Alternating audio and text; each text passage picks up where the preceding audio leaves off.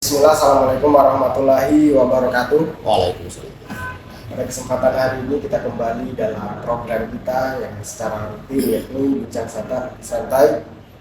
Hari ini juga telah hadir narasumber kita yang sangat terbaik, namanya populer di sosial media. Ini Bapak Umay Rama, merupakan Ketua IKPMI Sulawesi Tenggara. Selama ini beliau juga aktif dalam menolak paham-paham radikalisme, paham intoleran, dan juga paham terorisme. Nah, selain itu beliau juga sangat aktif dalam bagaimana mendukung program-program Kementerian Agama Provinsi Sulawesi Tenggara untuk bagaimana bisa menciptakan moderasi beragama di kehidupan masyarakat Sulawesi Tenggara. Nah, tentu ini harapan kita beliau bisa memberikan pandangan-pandangan bagaimana kemudian hari ini begitu banyak di kampus-kampus baik itu negeri ataupun swasta paham-paham radikalisme yang itu menghantam pemikiran mahasiswa saat ini, dan ini menjadi ancaman besar bagi keutuhan bangsa kita, keutuhan Sulawesi Tenggara pada khususnya.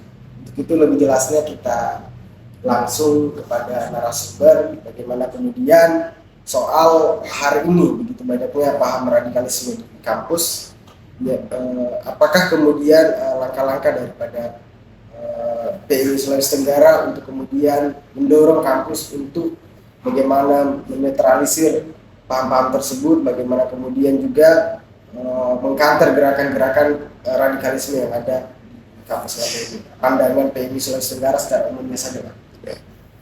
Terima kasih. Bismillah, alhamdulillah, Allah wala quwata illa billah. Terima kasih banyak atas kesempatan untuk hadir di studio ini. Tentu ini menjadi apresiasi yang luar biasa bagi PMI dan alumni PMI Sulawesi Tenggara, karena selain kita ingin memberikan pencerahan dan edukasi kepada publik, juga bagi saya ini penting karena tema yang diangkat masih cukup strategis penting dalam rangka penanggulangan isu-isu radikalisme di kampus. Isu radikalisme ini sebenarnya bukan hal baru. Ini sudah kurang lebih 10 tahun terakhir ini malah dia menjadi tren, dan hari ini itu tetap menjadi persoalan penting, tidak hanya kampus, tapi ini persoalan negara. Karena ketika kita bicara radikalisme itu, kalau dalam teorinya itu radikal itu kan berarti itu putus. Radikal itu artinya habis. Radikal artinya perubahan yang secara fundamental, menyeluruh. Nah, untuk mengantisipasi berbagai macam penyebaran paham radikalisme, kenapa kampus itu menjadi strategis terjadinya penyebaran paham radikalisme? Kampus itu sangat strategis karena di sana adalah kelompok kaum muda yang cukup potensial untuk terjadinya proses penyebaran paham radikalisme. Ada beberapa alasan sebenarnya kenapa kampus dijadikan sasaran atau kenapa paham radikalisme ini menyasar kampus. Yang pertama itu karena kelompok mahasiswa ini itu memiliki keinginan besar untuk melakukan hal-hal baru. Punya keinginan besar ya untuk melakukan hal-hal baru. Ya, ini soal akidah. Yang kedua, mahasiswa itu kan paling aktif terkait dengan konten-konten yang menurut saya itu yang sangat strategis disebutkan. Apalagi kan problematika hari ini kan soal penyebaran radikalisme itu lebih efektif itu dilakukan melalui konten-konten digitalisasi. Dan mahasiswa itu sangat sangat dominan memanfaatkan itu untuk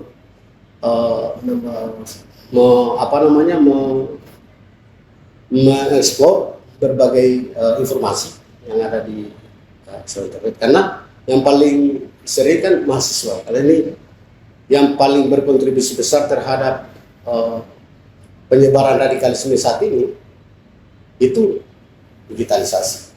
Nah, tentu mahasiswa kalau tidak bisa melakukan, kalau istilah ini itu kalau tidak tabayun terhadap informasi, itulah yang bisa membahayakan. Walaupun memang menurut pakar peneliti terorisme di Indonesia itu ada 3 fase sebenarnya yang membuat mahasiswa itu radikal. Yang pertama itu soal keterbukaan kognitif. Tapi itu diawali dengan kondisi di mana mahasiswa itu rasa jenuh terhadap situasi. Jadi ketika posisi rasa jenuh itu ada keterbukaan kognitif atau cognitive opening istilahnya, disitulah rentan potensi masuknya faham awal, informasi masuk di situ. Setelah itu karena posisi jenuh mahasiswa ini, maka dia akan mencari peluang apa yang dinamakan dengan potensi bagaimana agama, ya, religiusitas opini namanya. Jadi keterbukaan mencari informasi itu. Nah kalau kampus itu misalnya dekat dengan masjid-masjid yang katakan Nahdlatul Ulama, berarti dia akan masuk sebagai kader NU. Karena pasti kajiannya di masjid. Ketika dia melihat potensi di mana saya harus pada kondisi jenuh, di mana saya harus belajar tentang agama untuk menenangkan saya. Kalau masjidnya itu adalah masjid NU, pasti masuk NU. Kalau masjidnya Muhammadiyah, dia akan masuk Muhammadiyah. Yang jadi masalah kalau masjid itu bukan NU, bukan Muhammadiyah, dan masjid itu ditempatkan sebagai kajian-kajian yang mengarah kepada radikalisme, maka menjadi radikal lah mahasiswa itu. Ya seperti itu. Jadi kalau misalkan gini Bang, kan selama ini juga ya ada salah satu kampus lah di Sulawesi Tenggara ya, itu melarang mahasiswa untuk diskusi kecil-kecilan di kampus karena kampus itu menganggap bahwa diskusi kecil-kecilan itu adalah bagaimana memprovokasi, bagaimana kemudian menyampaikan paham-paham radikalisme itu di kampus secara tertutup. Ya, misalkan mahasiswa baru datang sholat, kemudian didekati dan kemudian didoktrin lah di situ. Berarti seperti itu yang dimaksud kita. Ya, artinya begini, mahasiswa itu, kenapa saya sampaikan, mahasiswa itu pasar yang paling strategis. Jadi dia itu kayak gadis seksi yang kira-kira ini sangat potensial untuk dijamah ini dengan paham radikalisme. Karena mahasiswa itu ketika dia masuk kuliah semester 1, 2, dan 3, itu kan masih masa transisi. Artinya ideologinya itu belum terbentuk. Nah, di kondisi itu, konten-konten yang memanfaatkan internet ini yang sering dibaca oleh mahasiswa, kalau dia tidak filter, itulah yang bisa membahayakan mahasiswa. Tapi bahayanya juga Bang, kalau misalkan dibalik ini Bang, maksudnya bahwa pelarangan tersebut itu adalah bagaimana mendiskreditkan dakwah gitu misalnya. Saya kira tidak seperti itu. Kalau kampus punya kebijakan tentang nah sebenarnya kalau saya melihat, kalau sudah bicara tentang deradikalisme, itu kan bicara deradikalisme, berarti antisipasi tentang hal-hal radikalisme. Maka memang lembaga kemahasiswaan itu sudah harus berfungsi secara maksimal. Lembaga kemahasiswaan itu adalah ya salah satunya misalnya mereka yang memang suka kajian-kajian yang kira-kira itu kajiannya tidak mengarah kepada radikalisme. Nah itu saya kira itu disebutkan. Karena kan bicara radikalisme ini kan untuk bisa membedakan dia radikal yang tidak, kan hanya ada beberapa indikator. Pertama misalnya, kalau misalnya kelompok mahasiswa itu atau kelompok masyarakat masih menerima Pancasila sebagai dasar negara, berarti tidak radikal. Karena ketika menerima Pancasila, maka segala yang terkait dengan tata kenegaraan kita, termasuk soal politik, soal negara, pasti diterima. Yang kedua, dia harus bisa menerima budaya lokal. Ini sebenarnya untuk bisa membedakan saja. Kalau dia tidak menerima Pancasila, sudah bisa kita pastikan bahwa dia orang yang radikal. Berarti dia ingin melakukan perubahan. Karena Pancasila ini kan konsensus. Indonesia ini konsensus. Dasar negara kita Pancasila itu adalah kesepakatan. Kesepakatan siapa? Kesepakatan para tokoh, para ulama. Segala itu Pancasila. Nah, kalau ada kelompok yang tidak menerima Pancasila, maka berarti dia sudah terpapar radikalisme. Itu sebenarnya. Nah, ini juga Bang, akhir-akhir ini Bang, itu begitu banyak gerakan-gerakan yang itu kemudian yang merangkul mahasiswa sehingga turun, misalkan aksi kemarin Rempang ya. Itu Bang, banyak sekali mahasiswa yang ikut hadir di aksi tersebut. Kalau saya lihat di berita kan, banyak sekali mahasiswa yang ikut hadir untuk kemudian menyerukan jihad di Rempang. Padahal ini sebenarnya sama saja mengikuti paham radikalisme untuk bagaimana kemudian mendiskreditkan pemerintah bahwa di Rempang ini sudah begini, maka ya sudah kita jihad saja di sana. Ya. Itu kan menyerukan. Kalau soal Rempang, menurut saya kita tinggal lihat dulu konteksnya seperti apa. Artinya ada aksi, ada reaksi.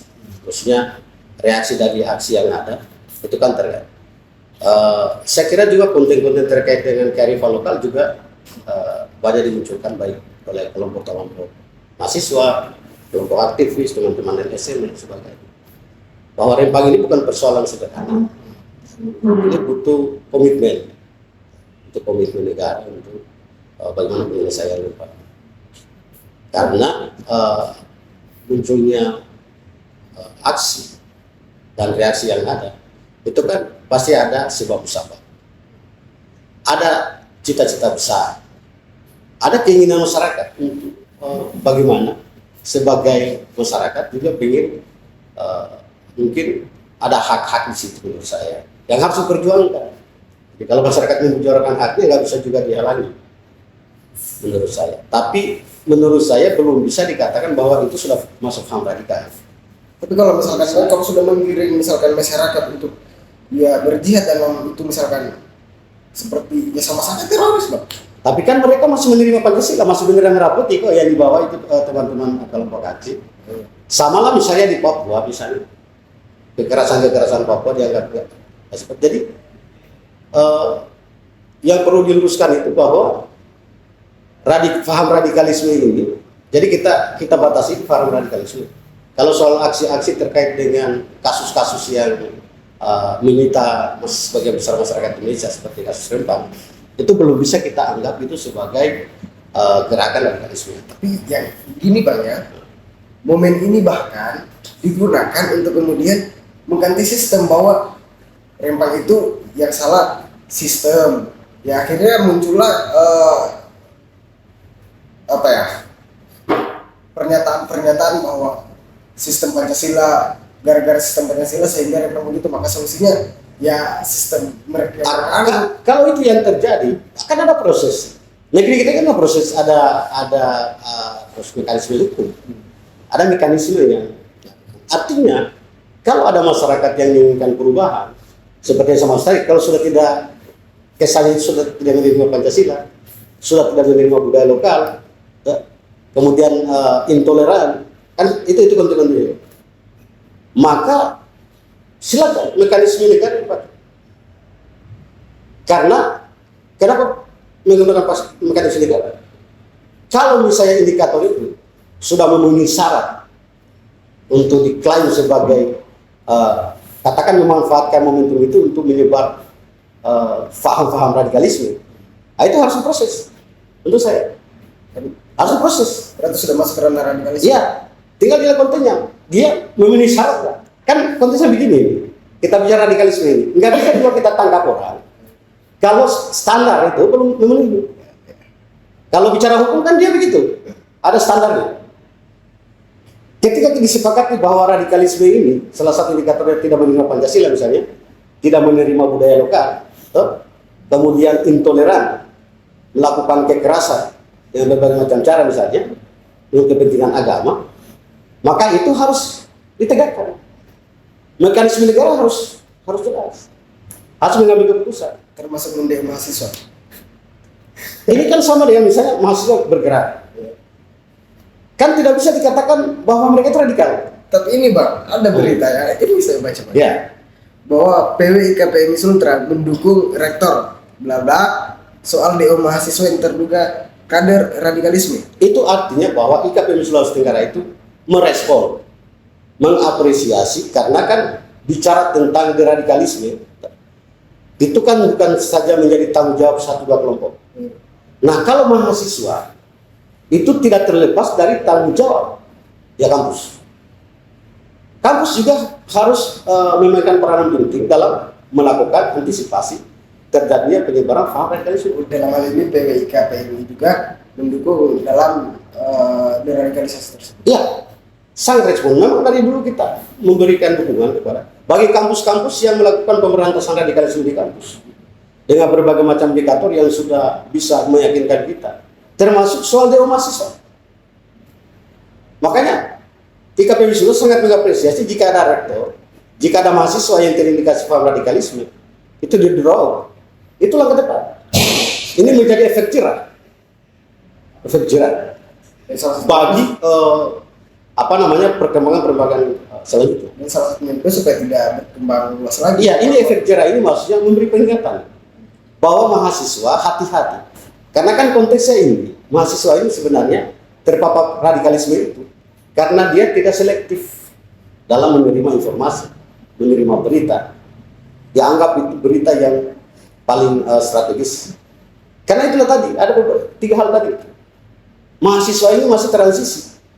Jadi artinya apa yang masuk di pikiran dia, kalau dia anggap itu sangat strategis dan dia bisa implementasikan, itu bisa dilakukan. Karena mahasiswa kan bagaimana melakukan hal-hal baru gitu. Dia punya keinginan gitu dia. Ya. Dan mahasiswa dia kan sangat ahli dalam IT. Sangat ahli dalam memanfaatkan teknologi. Jadi penelitian itu menunjukkan begini. Rata-rata yang terpapar paham radikalisme sampai pada kasus terorisme misalnya, itu kan rentangnya umur 16 sampai 32 tahun.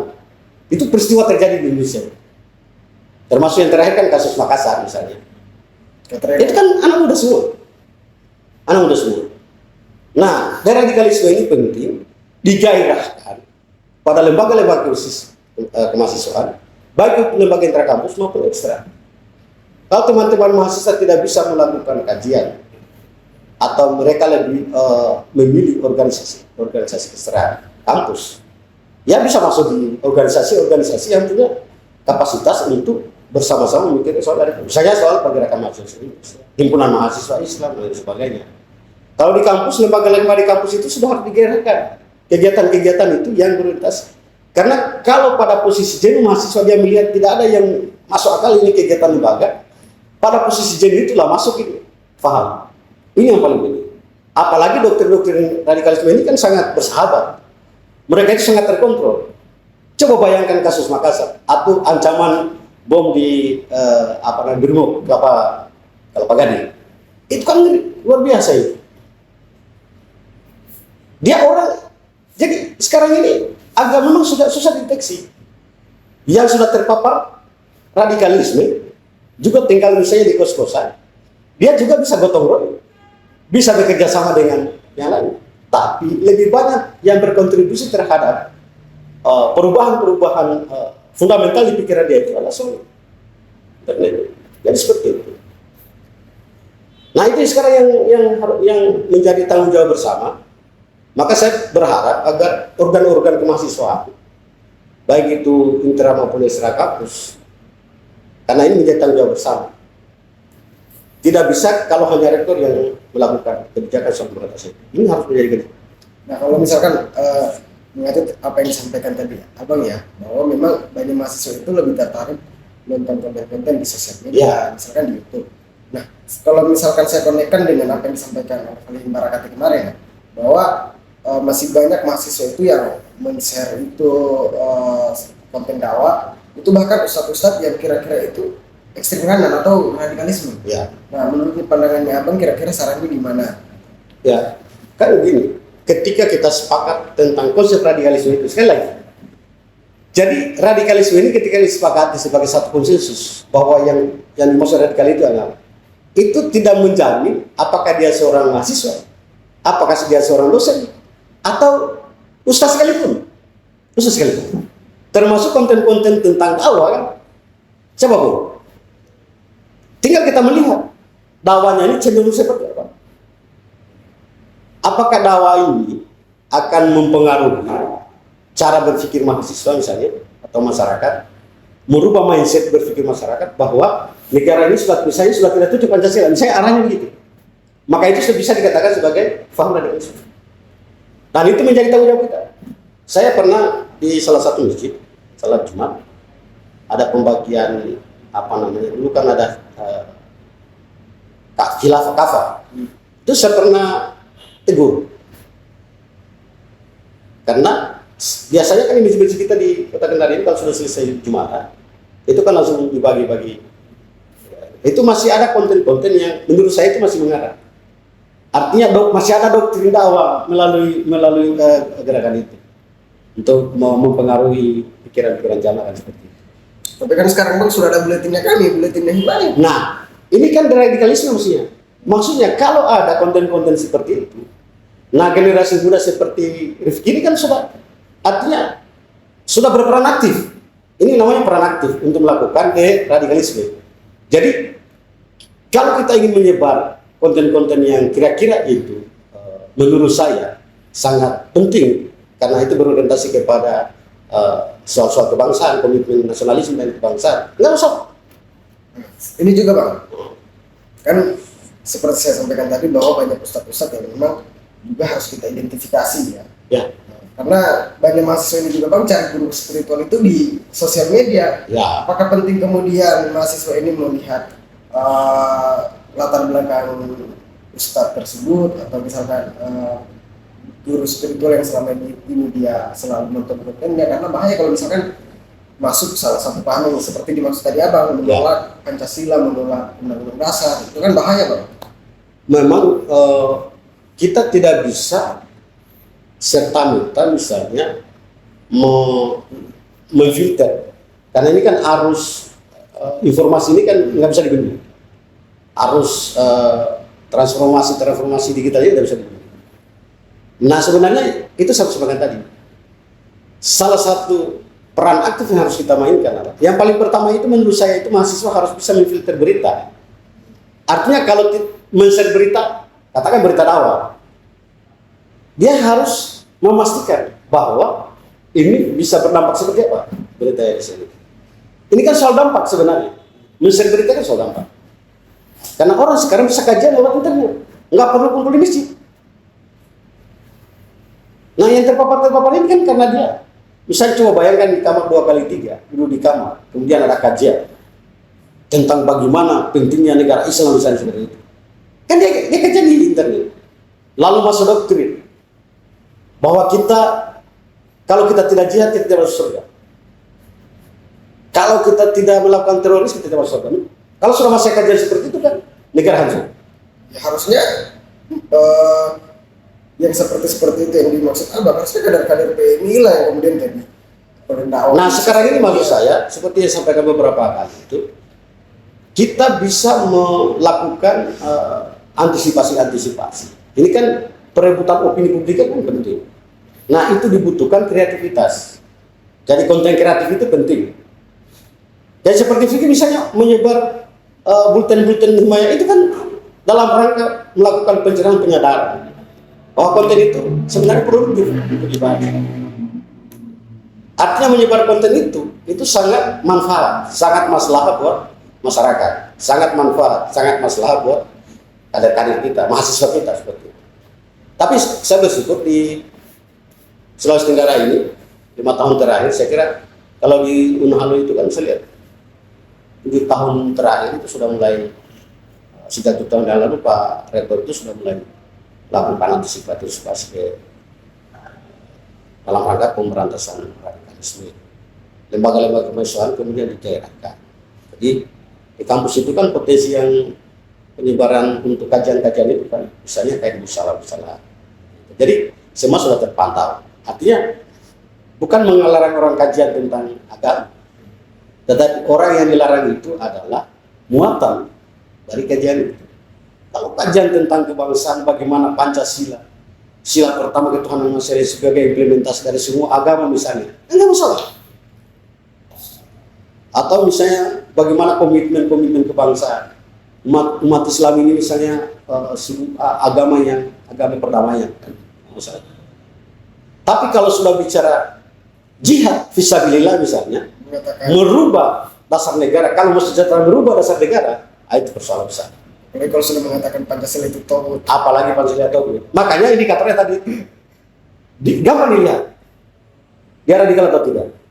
Pertama, menerima Pancasila, menerima budaya lokal, kemudian intoleran. Itu indikator-indikator yang bisa kita lihat. Jadi kalau sepanjang mereka masih menerima tiga hal itu, belum bisa jadi kelas sebagai radikal. Kalau menurutnya Abang, kira-kira programnya Kementerian Agama yang moderasi beragama ini efektif dalam menangkal paham radikalisme? Jadi kita bersyukur ya, di era Gusmen ini itu banyak program-program Kementerian Agama yang yang berorientasi pada program-program yang deradikalis. Salah satu program prioritasnya itu kan soal moderasi beragama. Moderasi beragama itu sejak 3 tahun terakhir ini sudah menyasar berbagai macam kelompok masyarakat, baik itu guru, kemudian tokoh-tokoh masyarakat, lintas agama, bukan saja Muslim.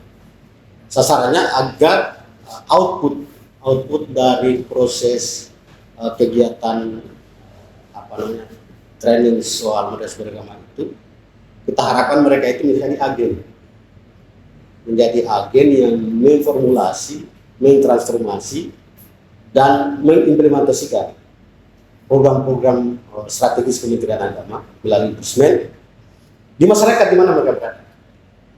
Dan alhamdulillah saya 2 kali menjadi penanggung jawab kegiatan moderasi beragama di Kanwil, dan itu setiap tahun memang kita ada program itu.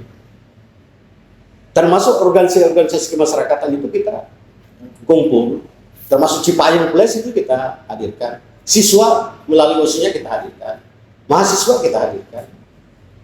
Jadi semakin banyak yang mengikuti orientasi moderasi beragama ini, pentingnya moderasi beragama. Karena itu ada kaitannya dengan soal radikalisme, ada kaitannya dengan terorisme, semua ada kaitannya. Makanya moderasi beragama ini adalah solusi agar masyarakat kita ini mendapatkan pencerahan betapa pentingnya itu moderasi beragama bagi negara kesatuan Republik Indonesia.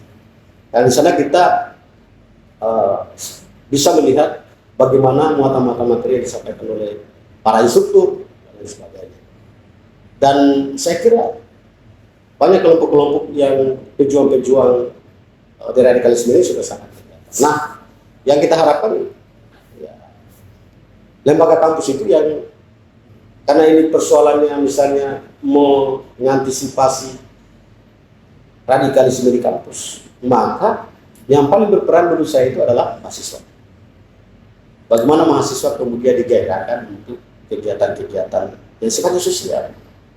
Seperti yang saya sampaikan pada pertemuan yang lalu, bahwa organisasi itu penting untuk wadah interaksi. Memang sekarang kalau cuma mau kajian, nggak perlu berkumpul secara langsung. Zoom Bisa Zoom. Tapi ada nilai yang hilang di situ. Ada nilai. Yang sama itu dengan soft skill itu sebenarnya, itu kan misalnya salah satunya yang pertama misalnya soal apakah dengan menonton tiap hari internet dia memiliki kepekaan terhadap lingkungan sosial dia kalau tidak melakukan interaksi.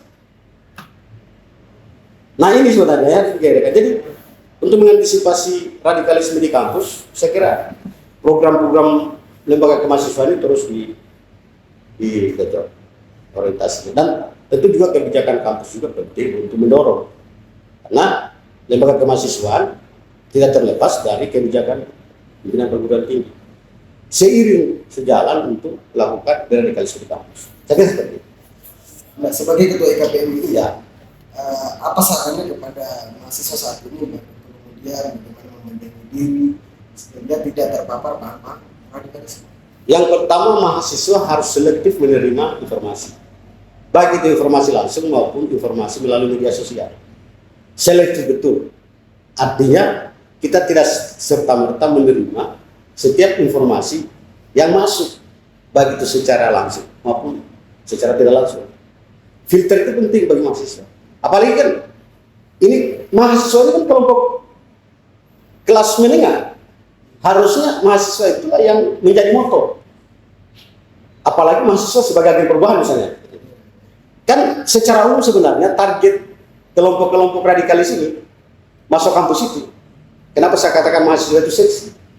Karena itu kan agen perubahan. Artinya mahasiswa itu adalah calon pemimpin. Nah, memang dia harus di kampus. Itu paling penting. 10 tahun ke depan dia akan menjadi pemimpin negara di level apa, di kabupaten, di provinsi, di tingkat nasional. Makanya dia menjadi seksi untuk menjadi sasaran radikalisme. Nah, harapan saya kepada mahasiswa, pertama itu tadi, selektiflah menerima. Era digitalisasi ini yang paling utama itu adalah soal menyeleksi berita yang masuk, informasi yang masuk. Kita bisa menyeleksi itu dengan pengetahuan, pemahaman. Jadi mahasiswa memang harus memahami apa itu pentingnya deradikalisme. Paling tidak konsep tabayun itu kan, artinya jangan kita langsung melalui keputusan karena ini menarik bagi mahasiswa, dia langsung share, kemudian dia publikasi. Padahal sebenarnya belum benar, tentu benar informasinya. Yang kedua tentu kegiatan-kegiatan, memang pemerintah sudah sangat gencar melakukan kegiatan-kegiatan dari radikalisme, salah satunya itu Menteri Beragama. Tapi saya kira itu belum menyentuh semua kehidupan masyarakat. Nah, ini menjadi tanggung jawab kita juga bersama sebagai mahasiswa, dan saya menyarankan kepada teman-teman mahasiswa yang ada agar mari kita sama-sama mendorong radikalisme ini. Kalau misalnya setiap mahasiswa sudah memiliki kemampuan pemahaman soal pentingnya menjaga radikalisme ini, saya kira tidak ada potensi mereka untuk masuk di ruang-ruang itu. Ada kesadaran dan kesadaran baru dari mahasiswa tentang pendidikan, tapi itu juga tergantung dari mahasiswa itu sendiri. Kalau mahasiswanya juga misalnya tidak kreatif dalam melakukan seleksi terhadap konten-konten yang masuk, itu memang membahayakan. Ini harus kerjasama. Itu sebenarnya harapan saya pada mahasiswa. Kalau ngomong di organisasi, termasuk apa namanya? Sahabat saya tadi menggerakkan organisasi. Artinya kita punya potensi untuk melakukan kreativitas kegiatan di lembaga mahasiswa. Bisa juga misalnya di lembaga ekstra kampus. Di lembaga ekstra kampus ini saya kira salah satu yang paling utama itu untuk mahasiswa itu ya salah satunya itu masuk di PMI lah. Kenapa masuk di PMI? Karena PMI ini anak kandung NU dan dia itu Bandung. Artinya kalau masuk PMI itu sudah tidak digabungkan ideologinya. Karena dia ini orang tuanya kan Nahdlatul Ulama. Berarti ideologinya, fahamnya Ahlussunnah wal Jamaah udah clear. Oke. Tinggal kita sama-sama menjaga situasi seperti yang isu yang terjadi hari ini. Itu menjadi tanggung jawab. Artinya yang berpotensi terpapar itu kan misalnya teman-teman di mahasiswa baru. Nah, ini tugasnya organisasi adalah bagaimana kita melakukan rekrutmen, kaderisasi di organisasi. Tidak harus PMI, bisa juga di HMI, bisa juga di. Yang jelas bahwa kenapa diarahkan di situ biar ideologi berpikir itu kelihatan. Karena kalau dia masih transisi pikirannya, disitulah potensinya masuk paham. Tapi kan begini Bang, kalau yang saya cari tahu soal ini kan, banyak informasi mengatakan bahwa ketika misalkan mahasiswa baru masuk kampus, ya, mereka kan terlalu ingin tahu tentang pemahaman agama kan. Yeah. Mereka ketemunya yang ustadz-ustadz itulah yang mengaku ustadz gitu kan. di kampus, Ya. sehingga mereka belajar di situ tentang agama. Harusnya ini kan yang diperankan oleh kader-kader PMI ini supaya Nah makanya harapan saya seperti itu. Jadi disitulah peran. Makanya setiap saat saya sering menyampaikan pada saat mahasiswa baru, disitulah peran aktivis, peran organisatoris, peran organisasi untuk melakukan rekrutmen supaya salah satu target kita tadi itu bisa diantisipasi dengan mekanisme seperti ini. Artinya kalau mereka misalnya ada ruang untuk masuk di organisasi dengan mekanisme yang kita tempuh, dengan rekrutmen yang kita lakukan, kan kajiannya pasti ke ketua IKA, bukan ke ustaz kan gitu, pasti ke alumni. Tapi karena gerakan misalnya mungkin belum maksimal, sehingga mereka mencari suasana kebatinan, suasana mungkin ke ustaz. Kan kita juga banyak ustaz yang bisa memberikan pencerahan. Ya, adalah di Kementerian Agama rata-rata itu sebagai instruktur berkas berat. Alhamdulillah kita, walaupun memang pernah kejadian juga misalnya aparat ASN lah misalnya yang menduga-duga kita terpapar. Tapi saya kira itu sudah ada langkah-langkah antisipasi dilakukan untuk memberikan pembelajaran. Jadi akan seperti itu. Tidak bisa tinggal. Jadi tugas kita sekarang bagi mahasiswa adalah itu tadi. Pertama jangan sekali lagi selektif. Kita melihat karena tidak bisa dihindari arus informasi kita. Kalau kita tidak selektif itu bisa membahayakan. Tidak hanya membahayakan yang bersangkutan, tapi juga ketika menyebar informasi hoax itu misalnya, informasi palsu misalnya, itu kan bisa menyasar masyarakat. Misalnya kelompok pelajar, kelompok masyarakat yang awam misalnya. Nah, kalau sudah misalnya teman-teman aktivis yang sudah sisiru kan sudah tidak berpengaruh dengan konten-kontennya, sudah bisa lebih cepat, lebih reaktif dalam menyelesaikan. Ya. Tapi kalau yang mabak, menjadi tanggung jawab kita bersama.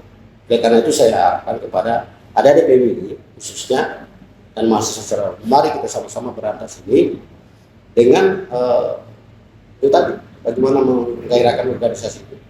Organisasi ini harus menarik minat mahasiswa. Ya, mungkin yang programnya, mungkin yang konten-konten yang disampaikan itu menarik.